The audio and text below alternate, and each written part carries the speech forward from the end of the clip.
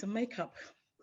And welcome to another episode of Social Workers Matter. Thank you so much, Millie, for talking as my intro music came in, but I'm not going to remove it. My name is Dr. Sylvia Smith. I am the host of Social Workers Matter, here with you every couple of weeks, talking to lovely people who are in the sector. There are some of them who are social workers, some of them were previously social workers, and some of them are therapists. There are all kinds of people that we have speaking with us here at Social Workers Matter. And this week, we have a real challenge because we have three wonderful women who were recently engaged in a really dynamic event. So I asked them if they wanted to come and speak with us here at Social Workers Matter, if they could behave. And so I've given them strict warnings to behave, to get their messages across. So let's meet them. First of all, let's meet Millie. Millie, how are you doing? I'm doing great, thank you very much. And it's an absolute pleasure to be here with you today. So yes, I'm Millie Kerr and I'm the anti-racist lead based within Brighton and Hove City Council, doing all things related to enhancing practice for social workers, and senior leaders and all really, in terms of how they can work better with our Black and global majority communities. But originally, Millie, you trained as a social worker. Yep, I have been a qualified social worker for nearly 30 years.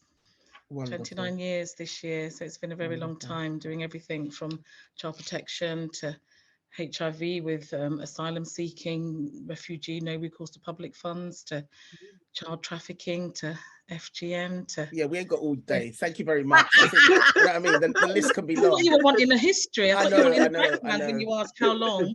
I was. I know. But stop right there. You did say you wanted a challenging conversation today. That's so right. That's right. Hold us down. Thank you.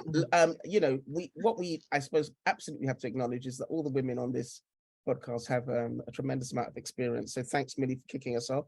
Nimal, how are you? How are you doing? Hello. Tell us a bit about you. So I also trained as a social worker back in 2000. So how many years is that now then? 23. So I have a background in... It's always weird when I say this. I have a background in substance misuse because people kind of go, do you mean, what do you mean? Professional, personal. So I'll leave you to decide what I mean. Substance misuse, domestic abuse, and my post-qualifying, most of my work was in youth justice. So my specialism was group work, did a lot of work using theatre. And then I found myself in lots of kind of pilot situations. So, you know, developing the pilot for new pieces of legislation. So S.W.E.A.R.N, Teaching Partnership, Social Work England, and then startups and stuff. So that's my happy place of trying to do new things. Yeah, I hear that. Portfolio kind of career. Yeah, wonderful. Yeah. And Shantel, who has been a guest here a couple of times, I think. This is my first time. This is my third time, darling. Third time, my yeah. Hat trick. My hat she trick. Muscles her way into this space. But like that. lovely to have you here again, Shantel. Just tell us a bit about yourself. Thank you. And you know how you got here. I got here because you asked me. Okay. I didn't entirely mean that, but yeah, all right. No, absolute pleasure again to be here for a third time. I love this space. It's just such an authentic space to be in, and we can just talk freely. And who better to be here with than my two lovely social work sisters? Well, three, including you, Sylvia, but you're the host. But yeah, Shantel Thomas, work for the Tavistock, and I'm doing some academic work there with their social work program. I'm the baby of the bunch actually when I think about it, because I qualified in 2008. I hope you remember that. I hope you remember that. I try to sometimes, but I probably got the biggest mouth maybe of every. Anyway, 2008, yeah, started off kind of doing child protection, the frontline, heavy end stuff. Did a bit of family support, then realised that wasn't for me. Went back to the frontline, did a bit of, referral and assessment. Kafkas for a few years, and then ended up nicely in higher education, which is where I'm at the moment, and I'm really enjoying that space. So yeah, it's really good to be here and looking forward to the conversation. Fantastic. Perhaps I should say a little bit about myself, because perhaps Millie and Nimal, who I've just recently become friends with, aren't really aware. I mean, I've been a qualified social worker since 1985. Back in the day when S.W.E.A.R.N were running. Thought you looked familiar. I thought, God, is that lady? Well, I did the last. So what's that? What's S.W.E.A.R.N? We don't know what that is. I'm not even going to go there. I'm not even going to go there. Let me continue. I won't be long. Sorry. I won't be long. So, a very lengthy career. Most of my practice experience has been in children and families. I then became really interested in mental health and did quite a bit of mental health work in the Caribbean, which I always love to talk about. But I've always been interested in education. So I tried to have this parallel kind of career where I was involved in practice, leadership, and so on, but I was also always involved in education, practice teaching, practice educating, practice assessing, and then obviously became more involved in social work courses. So right now, I work with Shantel at the Tavistock. She's actually my boss as far as that's concerned. Oh God. Anyway, and then, but I also teach on the doctorate in social work, and I also lead another course myself. So we've got it all out there. We're not here to talk about our careers per se. We're really here to talk about this fantastic event that you guys organized. Sorry, Nimal, your hand is up. Can I just say, that's like over 100 years experience. Thank you for that. Really? Thanks for sharing that. 40, 30, 20, 15. Wow. Yeah, I qualified in 94. Wow. Yeah, 90, yeah. Oh dear. So we've got some wisdom. We've got some wisdom in the room. Oh dear. Anyway, I won't go there. So let's start. Let's start with you, Nimal. I mean, the three of you were instrumental in organizing this fantastic event. It was, I would venture to say, a huge gamble because you had some objectives you wanted to achieve, but essentially, you guys wanted to make it happen. So let's start with you by sort of firstly sharing, what was the event called? What were the objectives? Give us a bit of a background to this thing, and I'll stop you when I think I need to. Sure. Go for it. So the three of us were part of a network called the Social Work Education Anti-Racist Network, S.W.E.A.R.N for short. And it's made up of academics and practitioners across England and further, I think, that came together and talked about what it says on the tin, how to think about kind of anti-racist practice within education and within practice. And there was a conversation about having feeling that the momentum was being lost. And we were talking about that, the three of us anyway, separately, when we met at a community care conference in 2022. And then, so when this conversation came up again at S.W.E.A.R.N, we all talked about needing some kind of conference to kind of reignite, bring people together. And so at that point, we decided, we had a conversation with each other and we decided, like, shall we take this on? Shall we, on behalf of S.W.E.A.R.N, the three of us, and I think either Millie or Shantel will talk about our own movement a bit later, to develop this conference, and we did. And so we were kind of a subgroup, really. And so I suppose essentially that's how it came about. Okay. And we really wanted to make sure, we started with deciding how we wanted people to feel. Right. And we developed our values first, and then we built the program around that. Right. People wanting to kind of feel empowered and reignited and really inspired to, you know, pick back up the momentum which we thought, the anti-racist momentum which we thought had been dropped, or, you know, people had, you know, maybe weren't giving it as much attention as they had been previously. And you're talking, you meaning universally, really, aren't you? Well, I mean, I suppose I'm coming at it. So, you know, I did some work on workforce race equality standards, and, you know, we were hearing that there were lots of, post George Floyd, there were lots of conversations, lots of listening was happening, lots of plans and strategies were being built, but we just sort of felt, and we were hearing from people that it's gone a bit quiet and things are not quite happening. So it was with that momentum that we sort of empowered ourselves to take this on. Okay, great, thank you. Millie, let's hear from you next then. Take us over to, you know, on the next phase of pulling this thing together. What was that like? How many favors did you have to pull in? That's lots. Well, I would say it was fantastic working with these two amazing women, but to pull it together. I'll pay you later, Millie.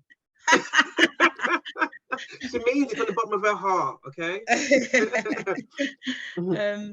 But yes, it took a lot of our own time, I would say, to pull it together outside of our working hours. And I think you can't underestimate that, can you? Really? Yeah, no, it's not something you have space for.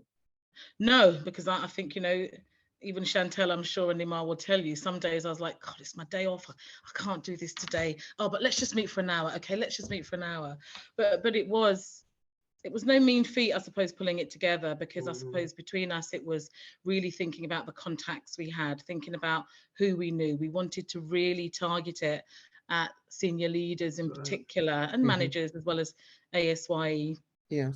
and social work students, but particularly at senior leaders. You know, I think Nimal has touched on, you know, we really wanted to impact senior leaders, to get them really on board in terms of really trying to reinvigorate the momentum really again.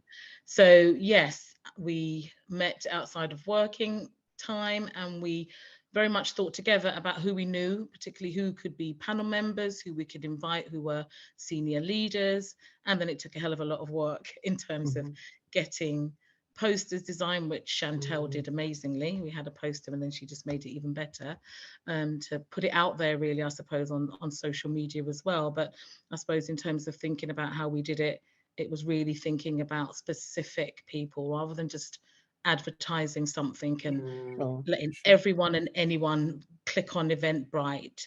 It was really wanting to do more than that, really. We wanted people to come that really were passionate about it to start with, but as well as being senior leaders who could take things forward, because, you know, we can have social workers there, we can have students there, we can have S.W.E.A.R.N there, which is important, but actually to really be able to push through and take through action within organisations and local authorities, we did need some senior leadership buy-in and managers to be present within the space. So very much focused on our contacts when we thought about who we wanted to be panel members, who we wanted to invite as delegates, really in the mix of all of that as well. As well as sort of people that were part of academia who were part of the S.W.E.A.R.N group. Right. Okay, well, thanks for that. So we've had a sense of how this sort of thing came to being. We've now had a bit of a sense of some of the work that was involved. I'm sure you're just scratching the surface, because I know for sure there would have been more. But Shantel, can you sort of then take us a bit through your vision of not your vision, but your kind of like perspective in terms of what happened on the day, but also perhaps even take us a bit beneath the surface in terms of where the ideas came from, because I know that, I mean, all of us are involved in another movement, but tell us a bit about that. Yeah, I will do. Thank you. And thank you to my colleagues, you know, for really setting the scene. yeah, the work we had to put in outside, of our, on, working days, Your weekends day jobs, as well. Again, I would say I would be the one saying, I'm not working weekends, and then we're working Saturdays and Sundays. So I had to put that bit in. But yeah, as Nimal mentioned, the conference, we as 3 Black women, had a conversation at Community Care 2022 October about the need for a safe space, a need for a space where we could authentically share, we could heal, we could grow. And that space is called the Anti-Racism Movement, and that's what we've named it. So initially, we took that on as a movement on behalf of S.W.E.A.R.N to put on the conference to really think about that space, what that space means, and build that community as well. To make it clear for our listeners, S.W.E.A.R.N is its own separate entity. So S.W.E.A.R.N is so this is a bit of a collaboration that you've done. It is. Okay. So so the S.W.E.A.R.N is separate from S.W.E.A.R.N. However, as we are S.W.E.A.R.N members, as but S.W.E.A.R.N is our own, kind of movement. Right. And as I said, it started off as that space that I know that I needed it. We all needed it at that time. Reached out again on social media, and we realized how many other Black women, particularly Black women, needed that space. There's a unique perspective that we as Black women bring, when we're working in the anti-racism space, and the trauma that comes with it, and racialized trauma was actually the workshop that myself and Millie focused on in the inaugural National Anti-Racism Conference. So that's what we have held on the 25th of April 2023 at Senate House, which is part of the University of London. Royal Holloway. So yes, and Bell Hooks talks about one of the most important ways to sustain ourselves is by building that community of resistance, and places where that we know that we're not alone, and that's again the thinking behind that's the basis that it kind of falls upon, and it is about that healing space, that space where we can come together and be unapologetically ourselves, collectively. Okay, well. that group runs regularly. It runs every Friday. Every last Friday of the month. And currently, we have a good number of people on the mailing list. Again, we're inviting people, if they want to, be a part of our space, please do join. I've just set up a new email address actually, and it's antiracistmove@gmail.com, and we can put that in the show notes. Yes. Sorry, I said before, you see, I know this show. We can add it to the show notes. I'm the host. Sorry. We'll put it in the show notes. Yeah. Thank you. Carry on. But we're also moving it to another level actually. Now, I'm not going to talk too much. I think Nimal can maybe touch on that, but just say that the premise and the basis of is around the healing space. That is how we started. But one of the things I wanted to ask, where are the men? Right. So let me touch on that before Where we call the are other the thing. men? Yeah, Where are the it's men? true. It's true. I'm not going to lie to you. Initially, it was around just women having that space. Sometimes when we have men in our space, naturally, we want to nurture them. We want to reach out and look after. That's a whole other episode, actually. Yeah. So maybe, but I'm not saying. Remember, you lot. That'll be a whole other episode. Closed. So I'll have you lot back. It's not closed. Right. It's not closed. It's not. I think we just anyone needed can to join. build that foundation initially. But yeah, of course. And I've been asked that a few times. Where's the men? Where's the men? And of course, we can't do this alone. It's everyone's responsibility. All the things that we talk about when we're talking about developing and building anti-racism. But yeah, it's definitely taking a different direction now, following the conference, and there's a lot of actions we want to take forward that I'll leave my other colleagues to touch on as well now. Well, I was just going to say that I saw you put your hand up, Nimal. So it's ever so polite. Whereas we will just chuck it in there. Yeah. I think it's just to build on what Shantel's saying, really, and so the the anti-racist movement is definitely something we are building and broadening. So the network, the Friday kind of space for people who might be actively kind of anti-racist leads or EDIE leads. It's for them, but we're really sort of thinking about creating a broader community with lots of different activities with the kind of values of compassion, courage, community, connection, determination, all the sort of things that you know, Shantel sort of just talked about. And we wanted to really make sure, and this came from the conference, so linking it back to the conference, we wanted to try and create like a joyful community, a celebratory community, that we are not broken. That's right. And we really felt that, and a lot of feedback we got from participants at the conference was really about how full up and recharged people felt, and that was our mission, you know. And so we thought, hang on a minute, we need to take this on the road. We need to do this about how we kind of nurture each other and kind of care really deeply, and really think about our wonderful lives, and not the things that are broken, but the things that you know, just the joy in us being together, and how the richness, the richness, thank you, the richness, I was and the just joy about to say, and the courage, I suppose, we gave each other, the courage and the confidence to rebuild everybody and make people feel recharged, you know, because in the midst of that, I'm hearing people talk about and share their pain, you know, their pain of being gaslit, their pain of experiencing racism, the pain of experiencing racism within institutions that did nothing about it.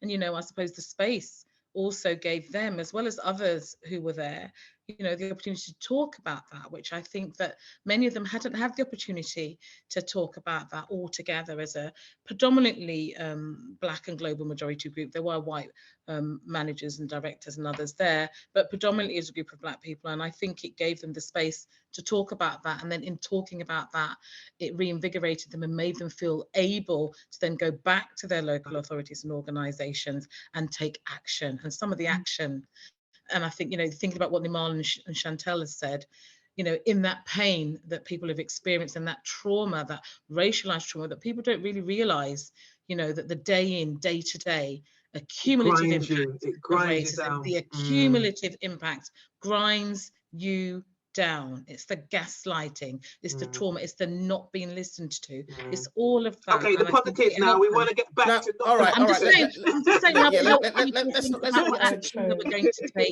get too grinding here, but sorry. What I'm trying to do as I'm listening to you guys speak is, you know, you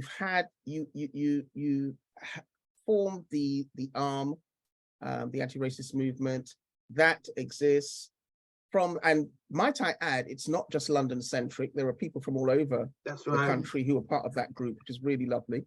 And then you are involved in S.W.E.A.R.N. You take on this job of organizing this conference. The conference takes place. You have various target groups that you want to aim the conference at, but alongside it, as a consequence and unavoidably, you have this sense of people needing to heal, to talk about their experiences. So it played, that part is important too. What do you think, and I suppose one of you will have to put your hand up. What do you think you might have done differently? Oh, nobody puts their hand up now. You've got to think, what would you have done differently? Remember, this is audio, so some people may, you know, so I'm going to describe. They're sitting there looking very thoughtful. For those of you maybe listening. I can, one thing that comes to mind for me would be to have a budget for it. And I don't know how we would have done that. That's the thing. I'm going to be honest. That's what I would have wanted. Because as you heard, we did this, you know, we pulled this together and successfully pulled it together, I must say, exactly, by our own sheer determination, willpower, and just, you know, our own passion. We beg, stole and borrowed. Basically, you know, I didn't want to put it so bluntly, but that's exactly what we did. Well, not stole, but we didn't actually steal. Watch that one, You know, it wasn't real stealing. It was, you know, other kinds of. No, I'm just kidding. We didn't steal. But yeah, no, it would have been nice to you know, to have had, you know, allocated time and, you know, had a budget for it as well. But we did it regardless, and that's the thing. And I think that just showed that, you know, that speaks to our own, you know, determination. I think also what we could have done differently is I would have liked to have had more people there, so I had a bigger venue. Again, that speaks to a budget. Yeah. There were so many. I had over 200 people contact me. So what we did, we had I asked people to express their interest, because we wanted to select the right people to be in the room. As I think it was Millie that mentioned, we didn't want any and everybody there. All the students take up the free spaces, and we wanted to focus on people who could make the decisions, those in the power to make the changes that we're looking for. So I had over 200 people on my list. We had 70 spaces, so we had to really be quite targeted and focused and intentional about who we invited. And we would have liked to have been able to open up to a lot wider, a lot wider demographic, not demographic, geographically as well. And that's what I was gonna say. Geographically, we would have liked to. We had people from different parts of the country as well, but more. So I'm always thinking big. You know, I'm always thinking bigger, better. But with that comes money, because I think the essence of what we did is there. I'm not gonna lie. I don't know about you ladies, but I think the essence of what we did was absolutely spot on. You know, of course there's a few tweaks we could have done, but in terms of the feeling, people, I think it's, I don't know if it's Maya Angelou or one of them will talk about, people forget about what you said, but they remember how you felt. Said that, you know, how you feel. made them feel. How you made them feel. And I think that for me, I felt like it was my birthday. Like I felt excited from the morning we got saying sleep. that. She kept saying that. Let's move on. Let's move on, because you couldn't even contain so the that's workshop, man. I did. It was just that feeling, that joy. I was filled up. Right, I'm stopping. All right. Thank you. Because the next thing we'll be getting, dates of when her birthday is. Millie, can you tell us a bit about the content of the day? Because I think that will also give our listeners a sense of what you guys were trying to achieve. What was the content of the day? In terms of the content, I think we were trying to bring a richness really for everybody. And we didn't just want it to be a talking shop where we literally develop and deliver loads of slides and presentations from when we arrive until when we end. So we really thought really hard about how we wanted it to be. And we knew that it would be really helpful for everybody when we're talking about people with who were experts and with lived experiences, I would say, of racism, discrimination, oppression, or their respective specialism. We really thought hard about that in terms of which panel members we wanted. So we wanted the morning session to be very much focused on everyone listening to panel members, really thinking about that and really thinking about what questions and things they maybe wanted to ask them. So we wanted it to be made up of senior leaders, which is what we actually did, academics, so social work lecturers, and we were very, very fortunate to have an amazing therapist as well as social work managers and social work students, stroke newly qualified people on that panel. We felt that was important really because it gave a real range and breadth of knowledge and experience, right from senior leadership right through down to newly qualified social workers. And I think that worked really well, and that enabled people to really think through that broad lens, from a senior leadership lens right the way down to social worker, social work student lens, about anti-racism and how it can impact and how it can enable people, I suppose, to take action at all different levels of the spectrum, I suppose, in terms of leadership right the way through to social workers. And then we wanted the afternoon to very much focus on, we want workshops. We want people to think about, what it takes to build anti-racist strategy, what it looks like within a local authority in terms of one workshop. And then in the second workshop, which we wanted people to alternate, we wanted people to do both. We didn't want people to just pick one and that's it. We wanted them to experience both of the workshops. So, the afternoon session got people to very much focus on looking at what strategies looked like and how you could develop anti-racist strategies within your organisation. And I think what was really important as well in the mix of that, because people often don't realise, and I've touched on it earlier, the accumulative impact of racism within the workplace, within academia, on Black and global majority staff members, as well as the Black and global majority children, families and communities that we serve within this work, it was really, really important and impactful to have a workshop thinking about racialized trauma and the impact this has on our Black and global majority staff members and community for the second workshop, which was really powerful, because I think that then assisted really in culminating in the final aspect of the day, with people then thinking about what they'd learned throughout the day, from the panel, right through from the panel discussions, through the questions that were asked and the workshops, to then think about what action they were going to take. We asked people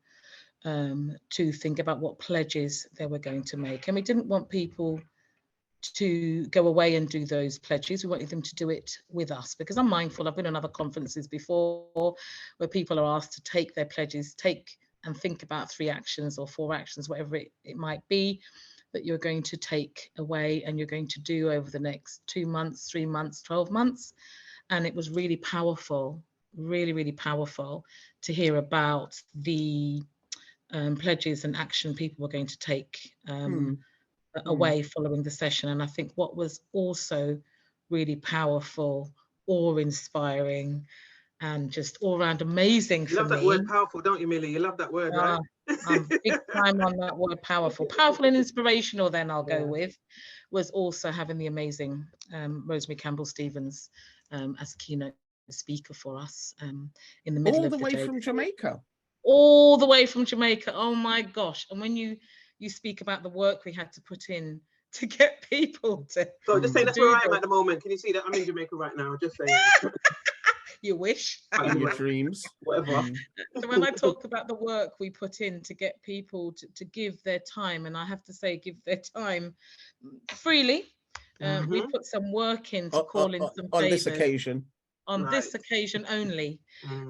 But Rosemary Campbell, I think, people also, Rosemary, don't let me get her name wrong. I'm getting tired this Campbell afternoon. Stevens. That's the one. But she was also one of the highlights, I think, of the day, in terms of having her as our keynote speaker, because she just tells it like it is. Really. She certainly does. She certainly does. All right. Well, let's move on. Nimal, you will have had you as well as Shantel. But let's start with you. You've had some feedback, because I think part of what Millie is talking about, which is a bit of a coaching strategy to have people commit to action, and commit to action at various intervals, is a really useful tool. But on the other side of that, there is, of course, what people instantly respond to in terms of what they got from the day. So what's your summary of the feedback you've had so far?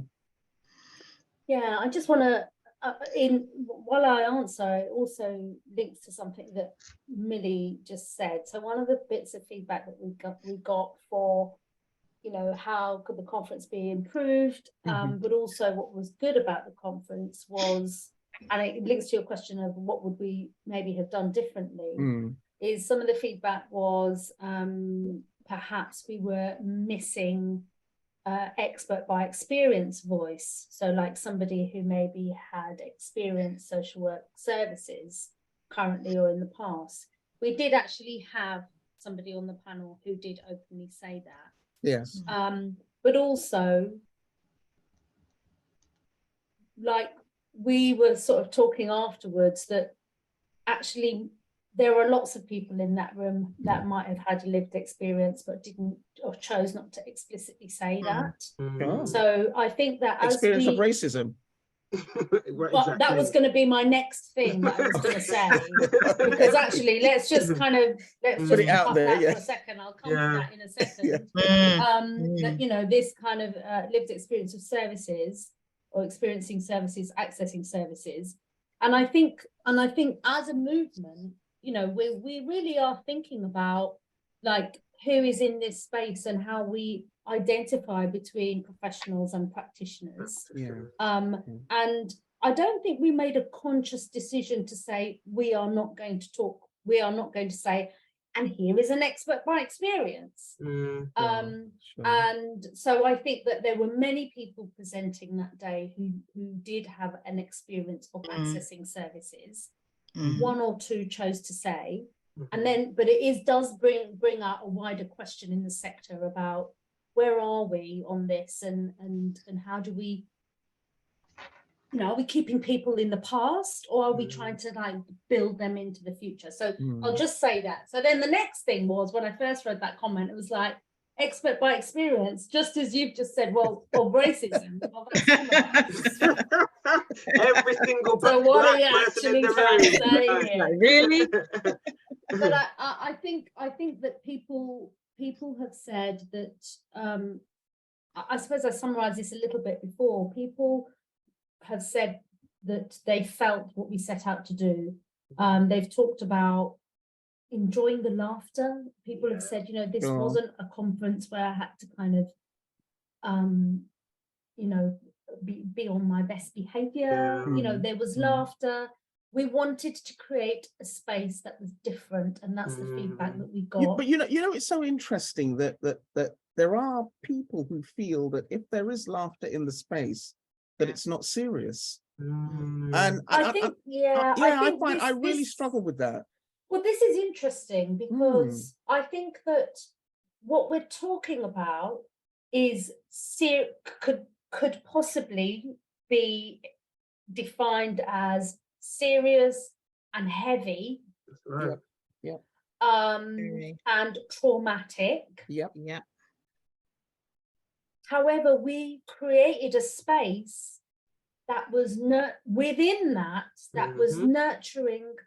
We wanted people not to go away feeling sad. That's right. Nourished is the word that was used, Nimal. Nourished.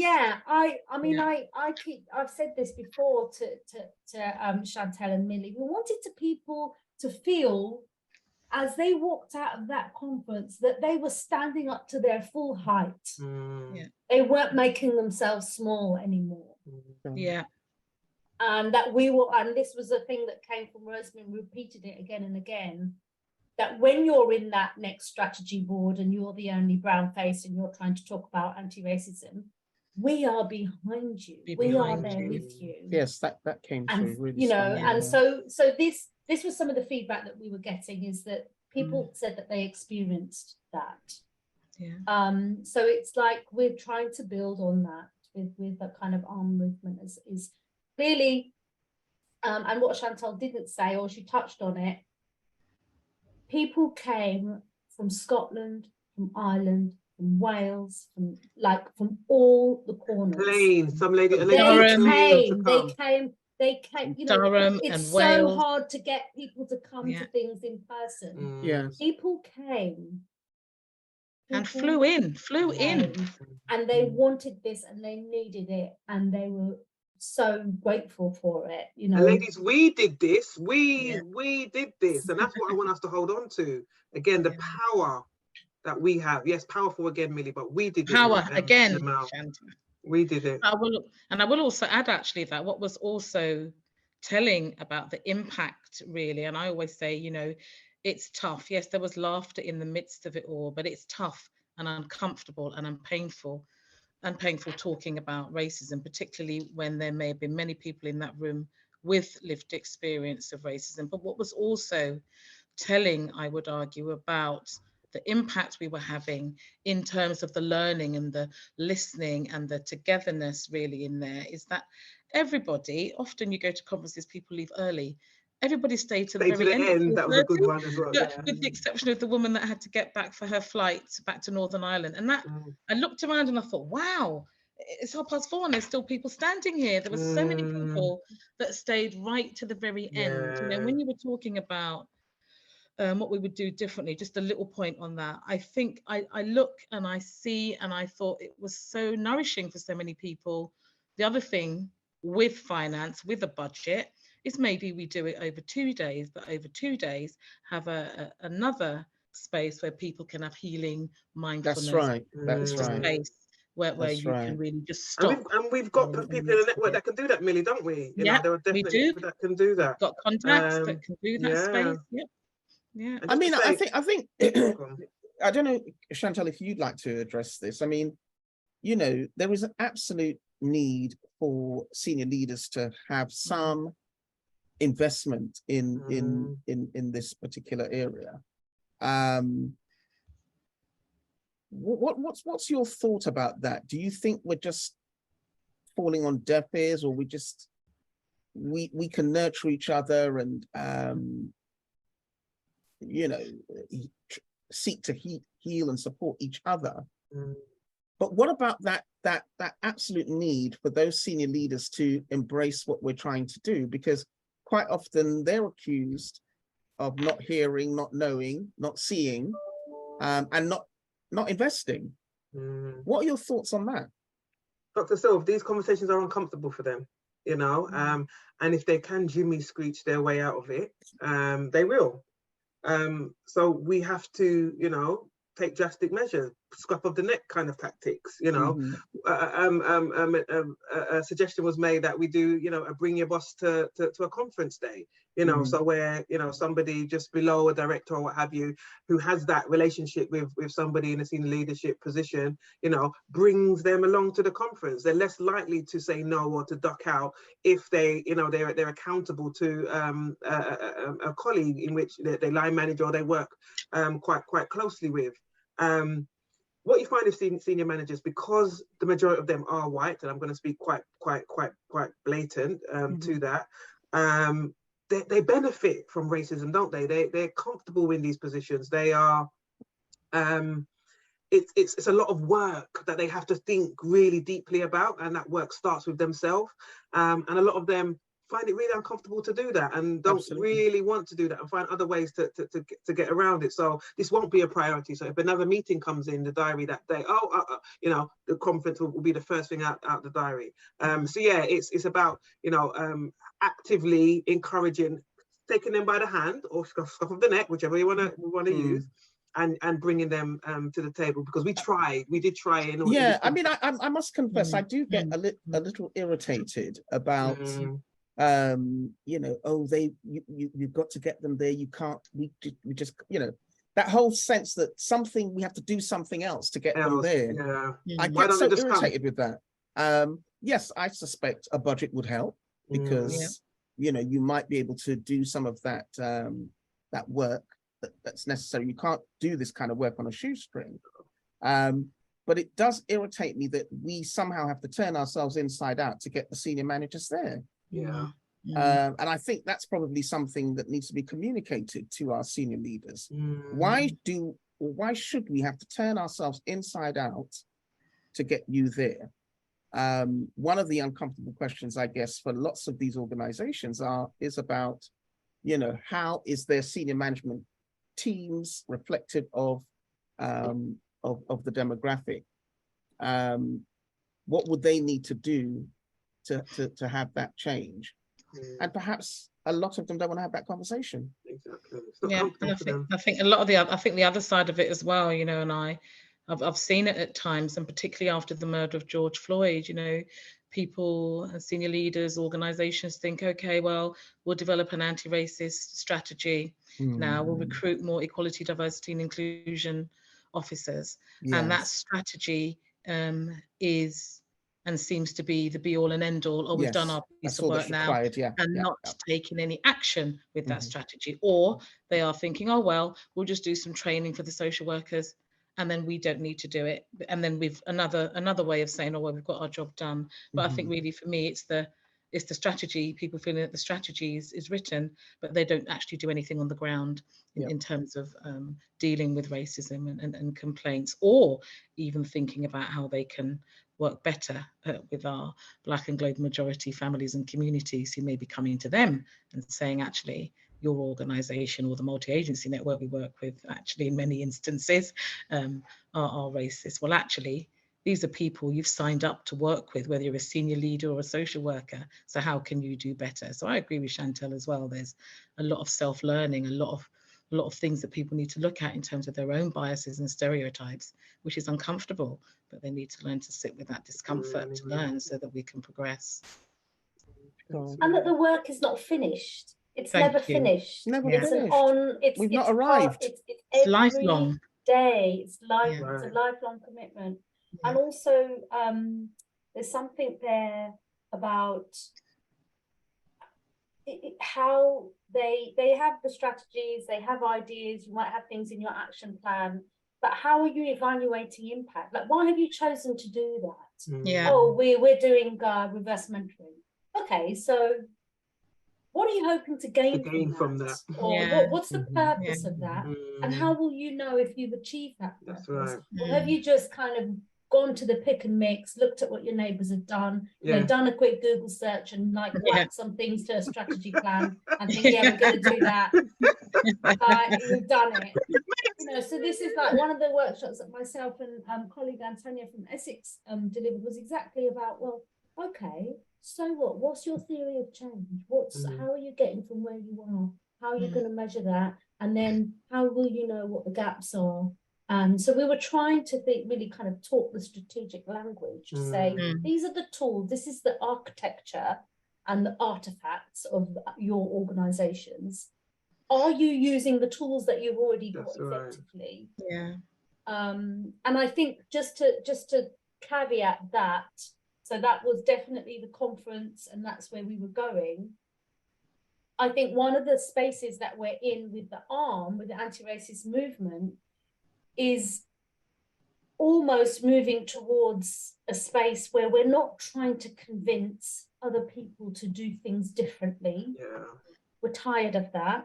Absolutely. What we're doing is we're creating a space for us to be joyful. Yeah. And to be empowered. Yeah. And if there are consequences to us being and showing up like that, great. But our mission is not to, I'm just going to say it, is convince white people to do better.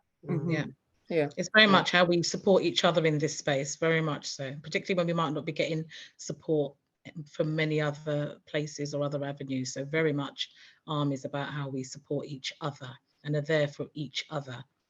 I mean, and equally, you know, you one of the things that I recall vividly hearing in the conference was this whole sense of isolation and feeling alone. And then it was really good when others were saying, well, you're not alone, you know, we're all behind you. I mean, that is something that alone. I am here with you. Sorry, I couldn't. I'm going to leave this in. A song springs to mind, started by Shantel and Nimal. But you know, that, I mean, absolutely, that is so important. And I think that for me was really strengthening, because can you imagine you're in an area where you are the only one, and each time you have to take on a challenge or an encounter, it's like, oh God, you know, can I bear this today? But if you have that sense that, you know, you've got a space where you can come and offload, and you can talk about the challenges, and it's then not making whiteness and white people central. You know, it's about us putting ourselves in the central, because, you know, we're taking on the challenges. So I really think that those spaces are vital, and I don't think it's about trying to change you know, white folk in terms of how they do things. It's absolutely exhausting and takes a lot from us emotionally. So I absolutely agree with what you're saying there. As we move towards the end of this wonderful it's an hour already. No, that's not fair. Go on for a bit longer. Come on. Come on, to say I got loads, you know. Fantastic event, great insight with some of the feedback. Honored to be part of this challenging and inspiring event. Like, there's so much I haven't said. Honestly. Okay. Yeah, well, you know, thank you, Shantel, for that. Thank you for that. But I think everything that all of you have contributed makes sense. You bigging up your head about what you did don't make sense. So what I'd like each of you to share now is something about what you want to leave us with. What are the thoughts you want to leave us with? What are the actions you're recommending, if so? But what are your thoughts now at this stage? What's the next step? What's the vision? Millie, start with you. Put you on the spot. I suppose what I still think about, I suppose, is the racial trauma element.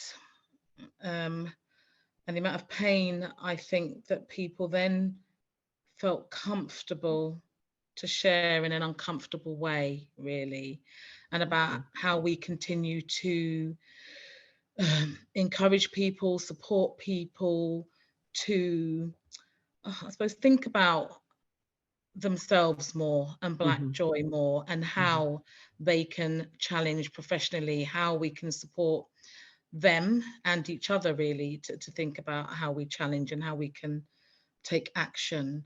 And I suppose in the midst of it all, I think it's important that we ensure that we keep giving people their flowers, really, in the midst of it all. And I suppose in terms of thinking about the way forward, I do think definitely a big drive to get more senior leaders and others to attend an anti-racist conference like this. I have a dream, and I suppose lots of people in my local authority, I think it's a big dream and it might not be achieved in my lifetime, but I'd like to do a lot of work. You know, social work isn't always just about working in isolation, if we're using that word, actually, as a separate entity in a separate group of social workers. A lot of the work we do, which people often forget about, you know, particularly when the media get involved, is it with our multi-agency partners across the police, across education, and across health. And I can't do this work. And I suppose starting this anti-racist work 2.5, nearly 3 years ago now, I feel I can't now unsee and unlearn what I've now learned and what I've now seen. Yeah. And what I now see is, you know, I am fed up, really, of people keep talking about the overrepresentation of our Black youth in the criminal justice system, our overrepresentation of our children in the care system, the overrepresentation of Black and global majority communities in the mental health system, etc. My vision is how we bring all these multi-agency partners together more, as well as having our own conferences within social care, but bringing in people like the police and education in particular, particularly when we're talking about the large amounts of Black and mixed heritage kids as well that have been excluded from school, how we have a multi-agency conference, and I think maybe at regular intervals that includes our multi-agency network from police, education, health, CAMS, mental health services as well, because we can't do this work on our own. Thank you. Thank you very much. Thank you very much. Big dream. Thank you. Big dream. Nimal. Impossible. Yeah. So I think it kind of, it aligns to some of the stuff that Millie said. So I think that, you know, 20 years ago when I first became a social worker in the youth justice system, I didn't feel that I didn't feel empowered myself to raise my voice. I might have in my actions and in the families that I worked with, and experienced all the things that I've experienced from then until now in terms of racism, direct, covert, and everything in between. And I feel that I'm at the point in my life and in my career where it's an absolute duty that I raise my voice, and because people before us raised their voices, you know, and I said this at the conference, like, you know, standing on the shoulders of generations before us who've made things a little bit better for us, and that, you know, that's it. We're taking on the baton and sort of saying, okay, well, I don't have anything to prove now. I don't have to code switch in the way that perhaps I felt that I needed to before, because I'm just in a different place. And so that, for me, that's kind of where I'm at individually, but definitely as the collective, as the S.W.E.A.R.N collective, is, you know, the purpose of, you know, stepping forward together and creating something that we need now. And so that we will be in a position to pass those batons on to those people who are just coming into the profession now, who are feeling, I can't say anything because I'm being assessed, because. So I suppose that's where I'm at. Legacy, absolutely. All right. Wonderful. Shantel, I'll leave the final word to you. Thank you. And just to add about the movement, you know, we are definitely an open group, and there are space you know, there's space for more at the table. So if you want to join, please do reach out, you know, on any of the socials, email, as I said, antiracistmove@gmail.com, male and female, you know, we are accepting men. We are also looking at doing a march on the 4th of October. So again, just put these dates in the diary for people to really, you know, really think about what we are doing post-conference. Something else I wanted to do, actually, I haven't shared with the two ladies, actually, but I'm thinking to email all the delegates and just as a follow-up, and just to find out, you know, where they are in terms of their pledges. Yes. Is there any support that they may need, or anything else they want to, you know, speak to us about as well? Just again to get the follow-up feedback. From the delegates. Is something that I want to do. But also again, you know, to encourage them to join ARM, because we didn't really push ARM on the day.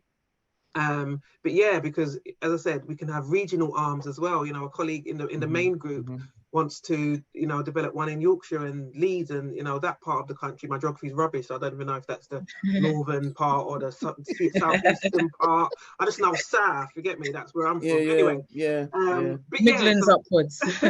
Typical. So that's my vision as well. I'm thinking about sponsorship again. You know, we want to do this next year, bigger and better. Anybody out there want to sponsor us, please get in touch. Again, show notes, there'll be information in there. Venue, we need a venue for the next conference as well. That like ties in with sponsorship, but could be separate.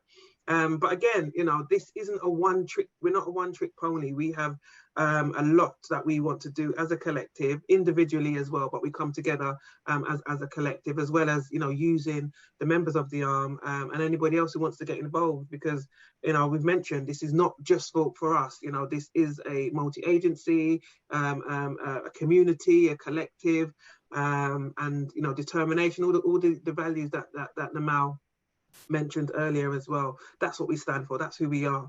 Unapologetically being ourselves and centering ourselves back into, back to where we belong, and not always using white as the default position. So that's where I'm at, and that's my vision, and that's my hope going forward, Dr. It's a new day, a new day. Thank you very much. Ladies, it's been an absolute pleasure. Thank you so much for sharing your thoughts, your reflections. I hope you found it useful, because I think really useful. Sometimes you're in it, but sometimes you need to be a little outside of it to see the wood for the trees, and that's what I got from our discussions today. So thank you so much, and thank you for having us, and thank you for your support. Very much. It was such fun, and we'll do it again sometime soon. Yay!